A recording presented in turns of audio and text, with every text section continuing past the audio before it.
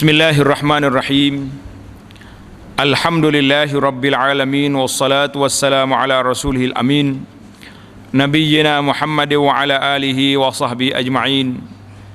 Allahumma 'allimna ma yanfa'una wa zakkirna ma nasina wa anfa'na bima 'allamtana wa zidna ilma, wa la haula wa la quwwata illa billahil aliyyil azim, wa ba'd. Sambungan pelajaran kita dalam kitab Riyadhus Salihin. Kitab Riyadhus Salihin ini kitab yang sangat cantik, yang telah disusun oleh Al-Imam Al-Hafiz An-Nawawi rahimahullah. Dia bawa bab, mari ayat Quran, kemudian diikuti dengan hadis-hadis yang berkaitan dengan bab. Jadi bab yang kita baca pada kali ini iaitulah Kitabul Jihad. Jadi kita dah tamat dah baru ni perbincangan kita dalam siri yang lepas dalam Kitabul Fadail, kitab yang menyebut tentang kelebihan-kelebihan baca Quran, kelebihan salat, banyak dah kelebihan kita belajar. Para jemaah jangan ketinggalan belajar kelebihan ini. Di mana boleh dapat? Dalam rakaman kita, alhamdulillah, yang tertinggal pun jadi boleh belajar semula. Sambungan dalam kitab yang baru ni, kitab yang ke-11, nama dia Kitabul Jihad. Babu wujubil jihad wa fadlil ghadwati war rauhah. Bab kewajipan berjihad dan kelebihan pergi jihad pagi dan petang. Allahu Akbar. Bab yang ke 2, 3, 4, babu fadlil jihad, bab kelebihan berjihad. Hari ini bila sebut bab jihad, jihad ni satu perkataan yang cukup berat. Berat dari sudut istilah dan berat dari sudut makna. Makna jihad ni iaitulah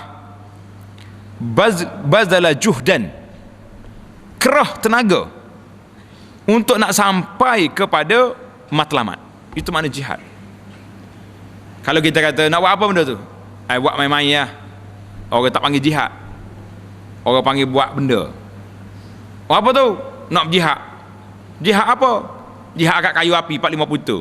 Suka orang jihad macam ni. Lah. Jihad ni satu amalan syak yang kuat. Itu makna dari sudut bahasa. Pasal tu dia panggil nak mengeluarkan hukum dalam Islam, dia panggil ijtihad. Ijtihad maknanya kuat perah tenaga. Dari sudut istilah, jihad ni makna bazalul juhd, mengerahkan tenaga fi sabili iqamatil mujtama' al-islami, untuk mendiri menegakkan masyarakat Islam, wa an takuna kalimatullahi hiyal ulya, dan matlamatnya supaya kalimah Allah, agama Allah ini yang tertinggi, wa an tasuda syariatullahil alam kullah, supaya syariat Allah memimpin alam seluruhnya. Itu makna jihad. Jihad ni mendirikan, menegakkan masyarakat Islam, meninggikan syiar Allah dan melaksanakan semua tuntutan syariat. Itu dipanggil jihad. Baik. Jihad ni ada berapa jenis? Kita belajar sikit malam ni. Dalam kitab syarah kepada kitab ni, kitab Riyadhus Salihin, dia kata jihad ada 3 kategori. Tandalah baik-baik, belajar. Yang pertama, jihadun nafsi, jihad lawan nafsu. Yang kedua, jihadul munafiqin, jihad lawan munafiqin. Yang ketiga, jihadul kufaril muharibin, jihad lawan orang kafir yang berperang dengan kita. Apa beza di antara muharibin, kufar, dengan munafikin? Lain. Kategorinya kita akan jelaskan satu-satu, insya-Allah. Yang pertama, jihadun nafsi, jihad lawan hawa nafsu. Kita hari ini sebagai seorang mukmin, seorang muslim, di hadapan kita ada suruhan, ada larangan. Suruhan ada berbentuk wajib, ada berbentuk sunat. Yang berbentuk wajib, solat fardu 5 waktu wajib. Alhamdulillah ramai yang buat dan amat ramai lagi yang tak buat. Ini masalah. Kalau tengok angka statistik hari ini yang dikeluar oleh pengkaji-pengkaji, para pendakwah mengkaji, ramai lagi orang tak salat, tak semayang. Hak semayang pula bagi berapa pula? Ada solat berjamaah, ada yang solat tak berjamaah. Dua bagi dua pula. Ada yang solat berterusan tak tinggal-tinggal, ada yang solat celan-celuk, sekali solat, 2 kali tak solat. Bahkan ada yang solat hari raya pun ada. Raya ya dia solat, hak lain tak. Banyak kategori. Hak tak solat langsung, itu di luar kira-kira. Baik, itu suruhan yang wajib. Suruhan yang bersifat sunat, solat sunat. Solat sunat ni targhib, galakan supaya kita buat solat sunat. Galakan yang cukup besar, tawaran yang cukup istimewa. Tapi berapa rakaat satu hari yang kita mampu buat salat? Boleh cek sendirilah. Buka file, kita sendiri jadi juru audit, dia panggil audit management. Bukan audit duit ni. Audit duit tu audit account. Kita ni audit management kita. Aku solat jemaah satu hari lengkap tak 5 kali? Saya satu hari solat sunat rawatib lengkap ke tidak? Duha dengan witir clear ke tidak? Kita boleh audit kita sendiri. Kalau tak boleh lagi, terpaksa kena berjihad fi sabilillah di dalam menentang nafsu yang malas. Jihad lawan nafsu inilah jihad yang terbuka, open, dan terkena kepada setiap orang, dan tidak ada polis yang akan tangkap kita, tidak ada FRU yang akan sembuh air, tidak ada ISA yang boleh ambil tindakan ke atas kita. Ni jihad nafsu. Siapa nak marah kita? Aku nak semaya, ada orang boleh marah? Tak boleh marah. Puasa ada yang sunat, ada yang wajib. Yang wajib kita buat. Yang sunat berani buat tak berani buat? Tak apa kuat. Baru ni pada hari Ashura, kebetulan ada majlis ceramah. Hari Ashura, hari 10 Muharram, majlis ceramah. Jadi galakan supaya berpuasa kuat. Tapi tengok-tengok waktu rehat, Allah, hak makan lebih ramai daripada yang tak makan. Mana kecundang kita nak lawan nafsu, bukan satu benda yang kecil, cukup besar. Maka nafsu ini, para jemaah kita kena lawan dia. Jangan berhenti lawan nafsu, kerana nafsu ada 2. Dalam diri manusia ni nafsu ada 2. Satu dia panggil nafsu ammaratun bisu', yang sangat kuat bekerja nak suruh kita buat yang tak baik. Satu lagi nafsan mutmainnatan ta'muru bil khair, nafsu yang tenang duk suruh kita buat benda baik. Semaya. Saya call lagi dia pula, tak apa, lambat lagi nak habis waktu. Lambat lagi. Dia duk leka, akhir sekali terlepas waktu. Tak terlepas waktu pun terlepas salat jemaah. Paling utama, paling ringan. Maka 2 nafsu ini sentiasa bertempur. Perlawanan, pertembungan di antara 2 nafsu tak berhenti. Lawan tetap lawan. Hak ni suruh buat baik, yang ni suruh buat tak baik. Jadi kerana itulah, apabila seorang ini nak jadi manusia baik, tak mungkin dia tidak berlawan dengan nafsu dia, al-ammaratu bisu', yang suruh buat tak baik. Allahu Akbar. Coba kata apa? Paling tidak pun nafsu ammaratun bisu' ni, paling dia tewas, dia larang kita daripada buat baik. Senyap. Pasal itulah dalam pemerhatian ana, bila ana tengok zaman kita hari ni zaman lemah belaka. Ada orang kata orang Melayu ni lemah lembut. Saya tambah lagi, lembah betak dia panggil. Bahasa Kelantan kata lembah betak. Lemah betak pula. Apa mana betak? Lambat bertindak. Kalau dalam bab ibadat, memang OKU kita dalam bab ibadat. Tidak taraf OKU kan? OKU lalu. Dalam bab makan jangan. Allahu Akbar. Kalau tengok tempat buffet jamuan orang makan, semangat. Tuhan Maha Kaya. Dia tambah. Kalau bui talai dia penuh lagi dalam tu. Bui pinggir apa penuh nyabuh dah. Jadi dalam pemerhatian itulah yang anak kata, kalau tak boleh buat ibadat zaman kita hari ni, jangan buat maksiat. Jadi hasil daripada kita teliti benda ni, maka satu kata-kata yang kita rasa munasabah di zaman kita ni, kalau tak boleh buat ibadat, jangan buat maksiat. Cantik tak? Mana aku nak bangun malam tak boleh, nak tahajud tak kuat, tak usah bangun. Buat apa? Tidur terus sampai subuh. Tidur, tak ada maksiat. Ada maksiat tidur? Tak kacau orang. Tak ada. Tidur, selesai masalah. Tapi kalau bangun sudah lalu.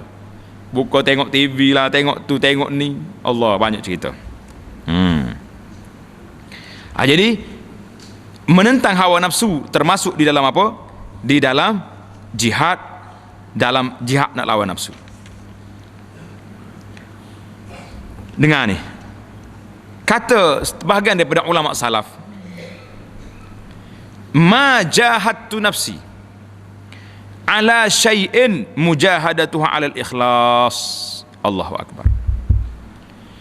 Tak adalah pertempuran aku dengan nafsu aku lebih berat daripada perlawanan nak mencari keikhlasan dalam semua tindakan. Ikhlas dalam ibadat, ikhlas dalam amalan, ikhlas dalam kerja buat kita, payah nak dapat. Ni ulama zaman dulu kata macam tu. Allahu akbar. Karena itulah isu ikhlas ini isu yang cukup besar. Kata para ulama, al-kalimatul wahidah, sepatah perkataan, kalau kita kata dengan ikhlas, boleh menyelamatkan kita daripada api neraka. Ingat kata Nabi sallallahu alaihi wasallam, as'adun nas bi syafaati yaumal qiyamah man qala la ilaha illallah khalisan min qalbihi. Allahu akbar. As'adun nas, manusia yang paling bertuah, yang paling bahagia mendapat syafaat pertolongan aku pada hari kiamat nanti, siapa dia kata la ilaha illallah khalisan min qalbihi, ikhlas daripada hati. Allahu akbar. Hadis ini dalam Bukhari. Dalam riwayat lain, man kana akhiru kalamihi la ilaha illallah dakhala al-jannah. Siapa di akhir ucapan dia dengan la ilaha illallah, orang yang masuk syurga. Hadis dalam Ahmad, Abu Daud dengan sanad yang sahih. Jadi kata ulama, ikhlas terbagi pada dua. Ikhlas bagi pada dua. Ikhlas lillahi ta'ala dalam niat kita, niat tak tukar. Ikhlas kepada Rasulullah sallallahu alaihi wasallam fil mutaba'ati, di dalam mengikut apa yang Nabi ajar. Hari ni jangan duk pengaruh dengan orang. Kita hari ni tengok orang sana sini, oi, bila tengok orang hina Nabi, bangun bercatak dah, marah. Tapi sudah marah, bakar bendera, berlagak sana sini. Orang azan Zuhur tak masuk masjid. Tu sayang Nabi tu. Macam mana sayang Nabi macam tu? Hari Rabiul Awal, perarakan rasmi negara berjalan dengan jambu-jambunya tubik, pakai kain belah sayang Nabi. Kata bawa spanduk sayang Nabi, tapi kain tu belah sepak pohon. Tukar dengan pramugari, dengan pramugara. Lah, berat. La ilaha illallah. Jadi ini satu peringatan. Biasanya bila sebut tentang jihad menentang hawa nafsu, kita akan dengar orang duk baca hadis, raja'na minal jihadil asghar ilal jihadil akbar. Kita balik daripada jihad kecil kepada jihad besar. Jihad kecil ni, jihad besar, jihad nafsu. Makna jihad nafsu ni memang besar, tapi hadis ni tidak ada asal, tidak sabit daripada Nabi. Tak payahlah kita duk baca. Sama juga bila mari hari merdeka, pakat tulis hadis, hubbul watan minal iman. Cinta pada negara tu masuk daripada iman. Hadis ni tak sahih. Sayang ke negeri, memang kita sayang negeri kita, tapi hadis tu tak boleh pakai. Jangan duk pakai hal tu. Itu dia panggil jihad yang pertama, jihad menentang hawa nafsu. Imam, para ulama ilmu nafs, ilmu akhlak kata apa? An-nafsu kat-tifli in tuhmilhu syabba ala hubbir rada wa in taftimu yanfatimi. Sedap dia punya syair dia. An-nafsu kat-tifli, nafsumu ni seperti kanak-kanak, baby.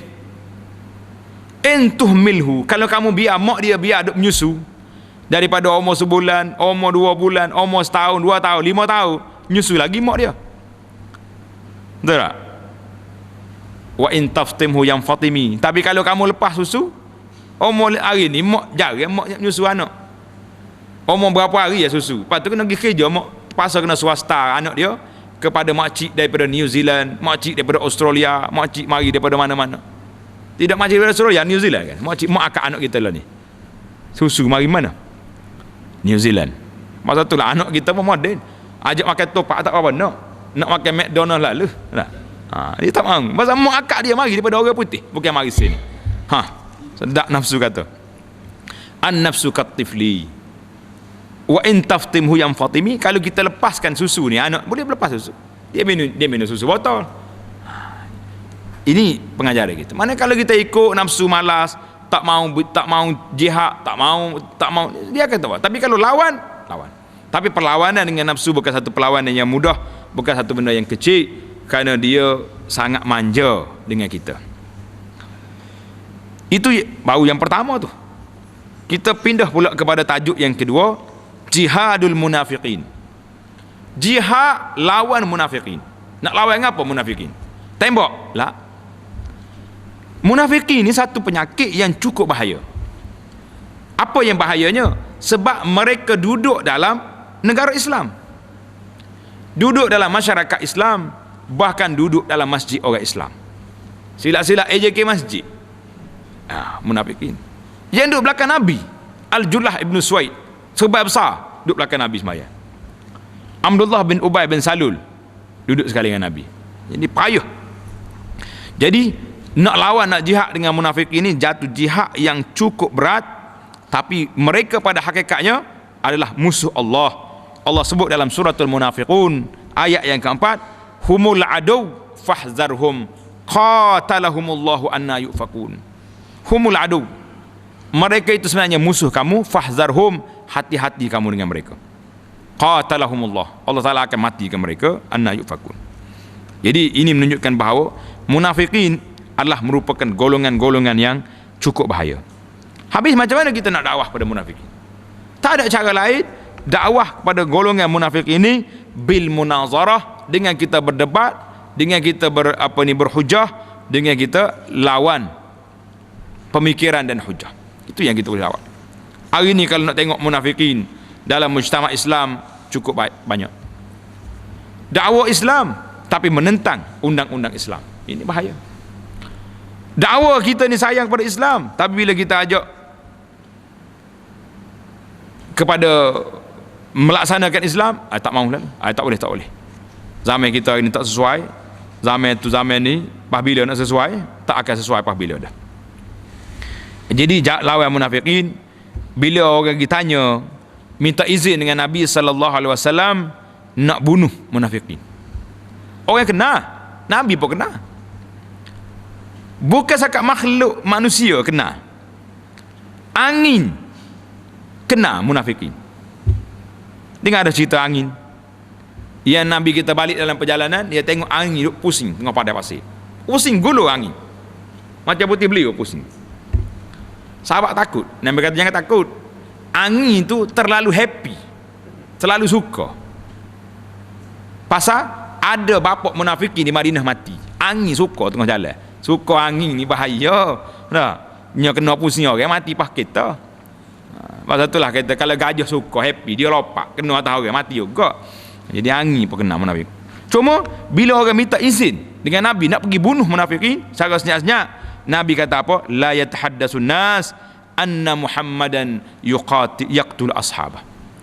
Nabi kata aku tak mau orang cakap Muhammad bunuh kawan sendiri, sebab orang tak tahu dia kafir.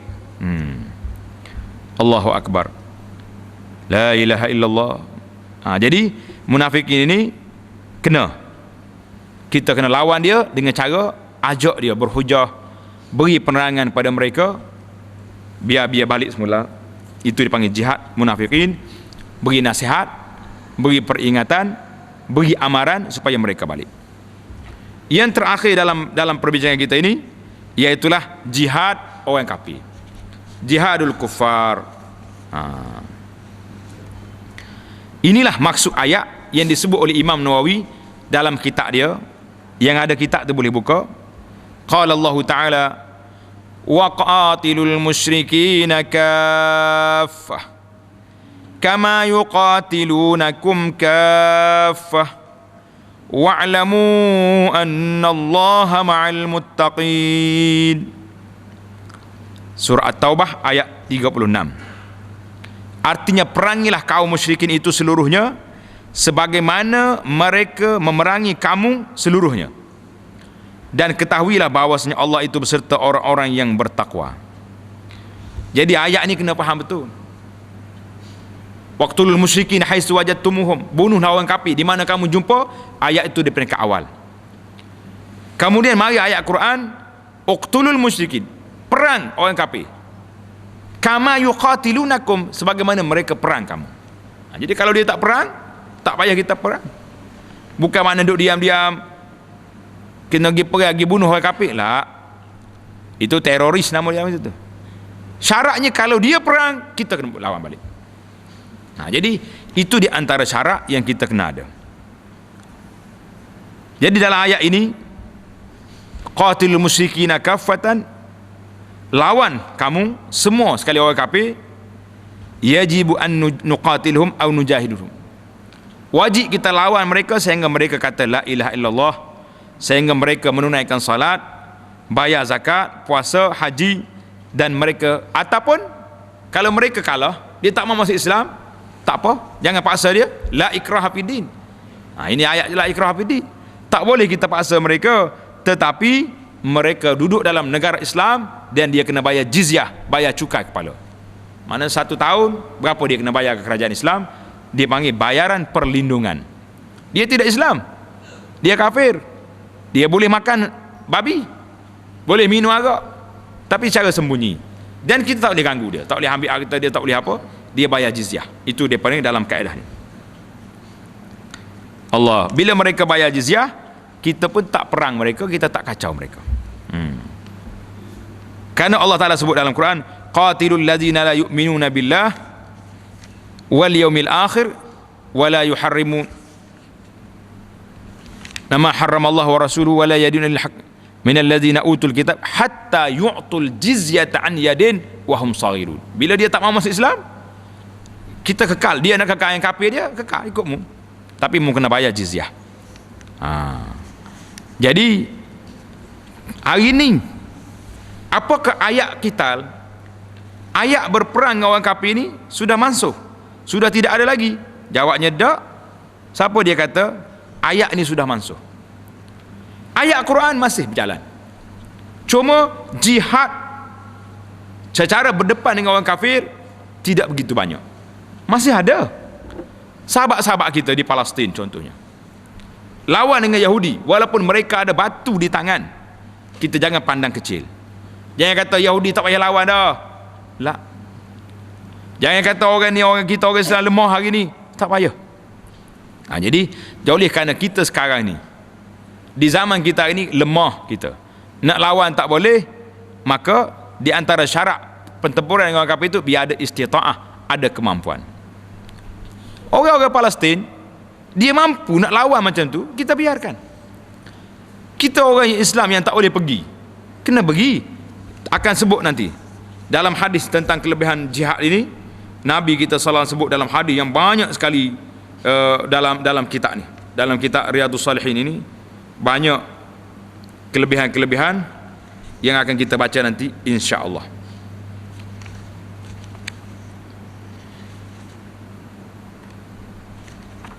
Hadis-hadis yang menyebut, tapi lambat lagi lah, akan sampailah pada waktunya.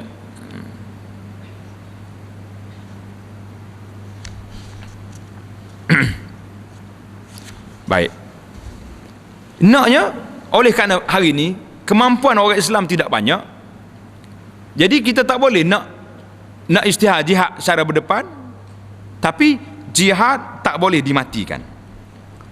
Cuma yang jadi masalah hari ini, kadang-kadang negara-negara Islam hari ini ada senjata, Ada alat-alat perang, tapi alat perang itu dia bukan lawan musuh Islam, dia pergi lawan musuh dia sendiri. Dengan rakyat dia bunuh. Apa yang berlaku di Syria hari ini? Bunuh rakyat, berpuluh ribu, berapa banyak dah mati di Syria. Di Iraq bunuh sama dia. Di Palestin lawan dengan Yahudi.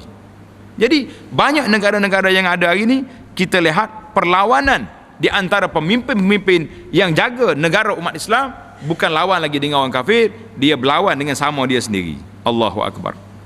Jadi alhamdulillah, nasib baiklah ruhul jihad masih hidup lagi di tangan anak-anak kita, anak-anak orang Islam di Palestin masih kuat. Jadi hari ini sepatutnya umat Islam bekerja bagaimana nak mengembalikan izzah, bagaimana nak mengembalikan kehebatan umat Islam ini di atas dunia hari ini, supaya kita terasa mulianya kekuatan kita duduk di mana? Duduk di jihad fisabilillah. Selepas berlaku bom September 11 September ke September 11? Tahun berapa? Mana Hasim? Tahun dia beranak masa tu. Masa Hasim, dia orang kafir. Coba baca balik. Saya baca laporan yang ditulis dalam majalah Mujtama' pada waktu itu. Percaturan yang dibuat oleh orang waktu nak bom WTC. Siapa dia yang buat mainan? Betul ke tidak? Duk tuduh Al-Qaeda dan sebagainya, apa yang berlaku tu sungguh ke tidak? Jadi banyaklah benda-benda yang meragukan cerita tu, banyak yang meragukan. Bom sungguh memang pecah pun, hancur bangunan itu, tapi apa dia di sebalik percaturan yang berlaku itu yang kita nak orang duduk buat analisa. Kesan daripada peristiwa itu berlaku telah banyak di negara-negara umat Islam. Dalam negara umat Islam, silibus pelajaran-pelajaran, mata pelajaran agama di sekolah dalam bab jihad dihapuskan. Banyak negara-negara, kita tak sebutlah negara mana, dulunya belajar muamalat, belajar jinayat, belajar jihad, belajar. Hari ini bila sampai dalam bab jihad, ada sebahagian negara telah buang daripada buku sekolah dia, bab jihad tak ada. Jadi orang putih, orang kafir tahu ini senjata kekuatan umat Islam duduk di jihad. Jadi kalau nak bincang bab jihad atas kertas pun tak boleh, macam mana lagi kamu berani nak keluar pergi berjihad secara depan? Allahu Akbar. Hari ini tengok orang Islam dibunuh di Rohingya, bunuh di Syria.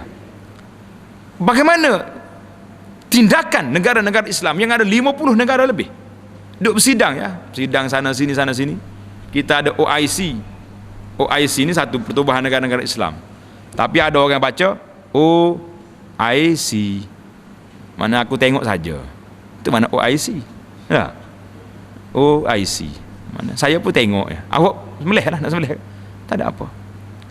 Orang-orang Arab bila sebut OIC, dia baca macam dia tak baca OIC, dia baca dengan satu kalimah. Dia orang buat, tapi setakat mana yang kemampuan yang ada. Sebab negara-negara Islam sendiri tak bersatu. Bahkan kita sama-sama pendakwah pun bila sampai di isu-isu begini pun susah nak beri kenyataan. Bahkan marah pula, apa pasal Palestin duk lawan dengan batu, tak ada kemampuan. Kita tengok, kita yang penakut, ya, tak beri. Orang-orang anak Palestin, Masya Allah, Allah Ta'ala beri pada mereka kekuatan jiwa, kekuatan iman yang boleh dia lawan dengan. Jadi kita sekarang ni nak boikot barang-barang yang dimari daripada Yahudi pun berkelahi sama kita. Nak beri bantuan kepada Palestin pun tak ada faedah. Palestin bukan jihad. Habisnya jihadnya apa? Muduk cakap tentang orang itu jihad nama dia. Ini masalah. Sedangkan dalam kitab kita ni, tengok dalam ayat yang kedua dalam ayat ini, a'udzubillahi minasyaitanirrajim, kutiba alaikumul qitalu wa huwa kurhul lakum wa asa an takrahu syai'an wa huwa khairul lakum wa asa an tuhibbu syai'an wa huwa syarrul lakum wallahu ya'lamu wa antum la ta'lamun. Surah Al-Baqarah ayat 216. Diwajibkan ke atas kamu sekalian berperang. Kutiba. Allah ayat Quran ini kutiba alaikum. Dia ada dalam ayat ini 3 kali kutiba. Kutiba alaikumul qital, kutiba alaikum iza hadara ahadakumul maut, tentang wasiat. Kemudian kutiba alaikumusiyam. Jadi kita orang Islam hari ni, kita ambil kutiba alaikumusiyam, wajib puasa, tinggal kutiba alaikumul qital. Kutiba alaikumul qital maknanya diperdukan ke atas kamu berperang. Bukannya kata mudah-mudah ya, nak tak nak lah. Sedangkan peperangan itu suatu hal yang dibenci oleh kamu. Dan barangkali kamu semua membenci suatu perkara, padahal ialah lebih baik bagi kamu. Juga barangkali kamu semua senang pada suatu perkara, padahal ia adalah lebih buruk untuk kamu. Allah adalah maha mengetahui, sedangkan kamu semua tidak mengetahui. Allahu Akbar. Jadi ayat Quran ini, surah Al-Baqarah 216, cerita kepada kita tentang kedudukan qital, peperangan itu ada, masih lagi berlaku. Jadi qital, menentang musuh Islam ini wajibun alal muslimin, menjadi kewajipan ke atas orang Islam, an yuqatilu a'da Allah. Wajib kita lawan musuh Allah. Dan musuh mereka Yahudi, Nasara, musyrikin, syuyu'iyin, komunis, dan segala jenis maknika, pahaman-pahaman yang bercanggah dengan Islam, maka menjadi kewajipan kepada kita. Sama ada kita berdepan, secara anak jantan, ataupun tengok keadaan. Hari ni tak ada berdepan dengan senjata. Kita kena berdepan dengan lidah, berdepan dengan hujah, berdepan dengan mana saja. Allah Ta'ala sebut dalam itu, di antaranya wa'idu lahum mastata'tum, kamu kena buat persiapan untuk berperang fisabilillah. Allah. Jadi ayat Quran ini menunjukkan kepada kita bahawa kita kena belajar. Banyak dalam ayat yang menunjuk tentang jihad fisabilillah ini cukup panjang, dan Allah Ta'ala sebut lagi, qala ta'ala infiru khifafan wa thiqalan wajahidu bi amwalikum wa anfusikum fisabilillah. Berangkatlah kamu semua dengan rasa yang ringan atau berat. Mana ringan ke berat perasaan kita, kita kena pergi. Dan berjihadlah dengan harta kamu dan diri kamu fi sabilillah. Ayat ini dalam surah At-Taubah ayat 41. Allahu Akbar. Jadi banyak lagi ayat-ayat yang menyebut kepada kita tentang kelebihan berjihad fi sabilillah. Qala ta'ala innallaha ashtara minal mu'minina anfusahum wa amwalahum bi anna lahumul jannah yuqatiluna fi sabilillahi fayaqtuluna wa yuqtalun wa'dan 'alaihi haqqan fit tawrati wal injili wal qur'an wa man awfa bi 'ahdihi minallah fastabshiru bi bai'ikumul ladzi bay'atum bih wa dzalika huwal fawzul 'azim. Tengok, Tuhan sebut dalam Quran ni apa?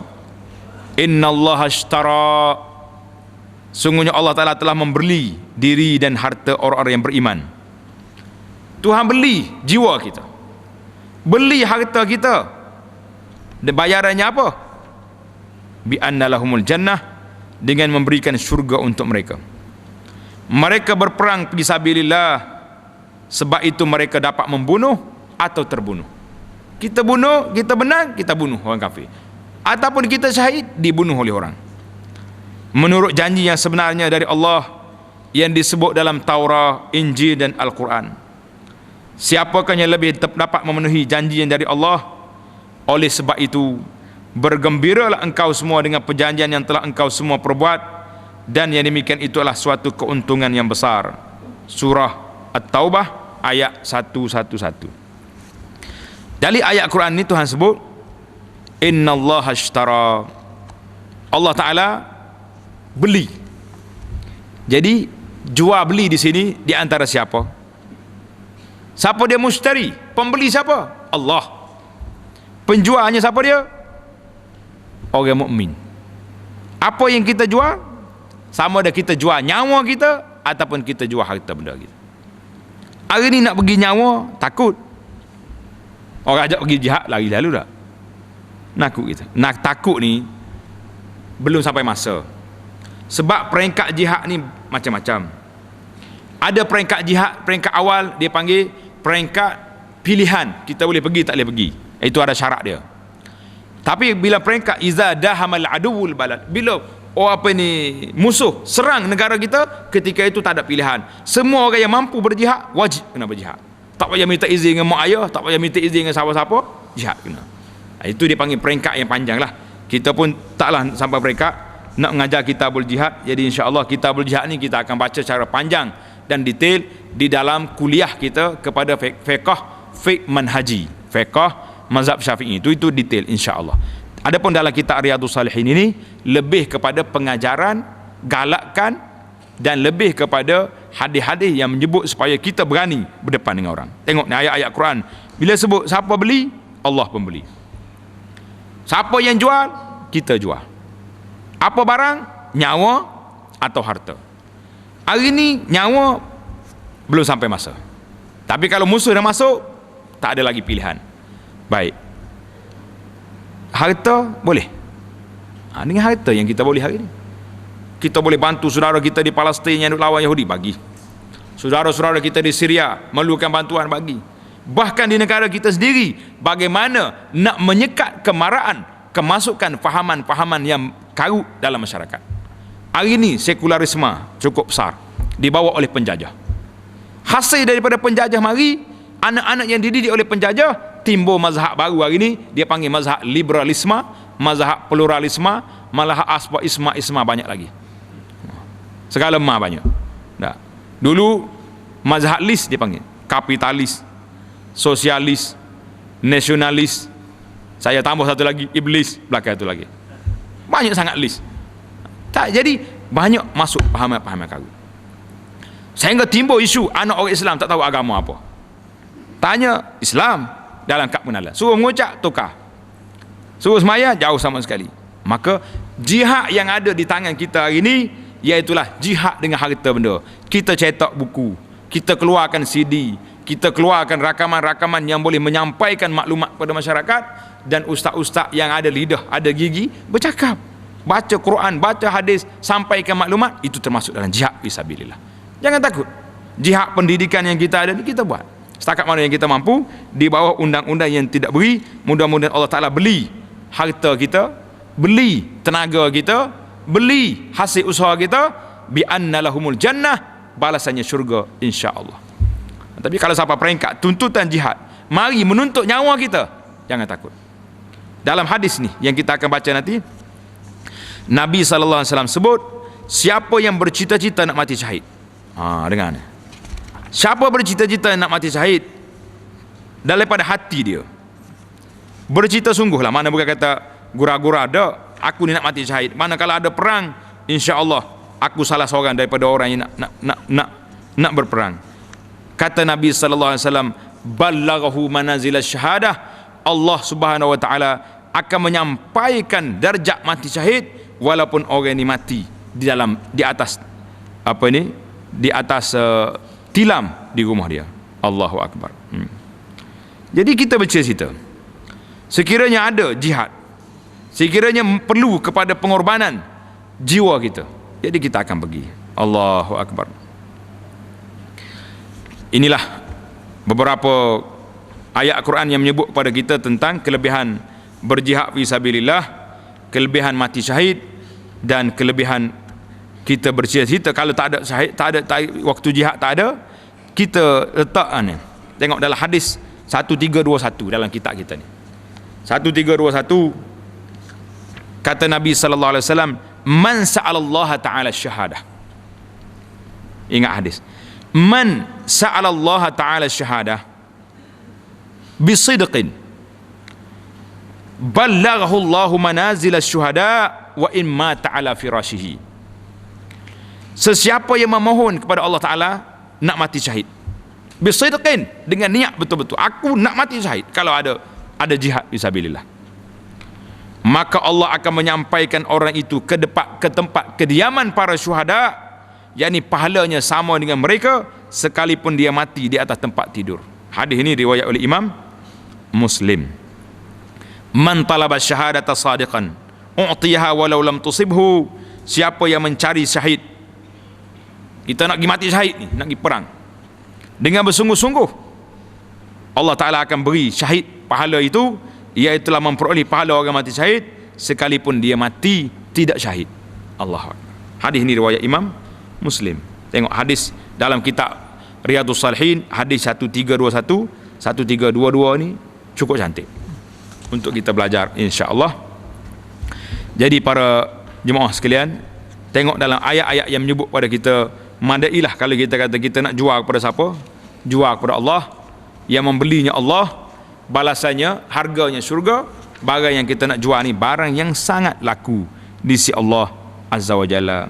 Jadi insya-Allah kita akan sambung lagi perbincangan kita dalam kuliah kita yang akan datang, iaitulah ayat tentang orang-orang yang diberi kelonggaran daripada meneruskan jihad fisabilillah insya-Allah.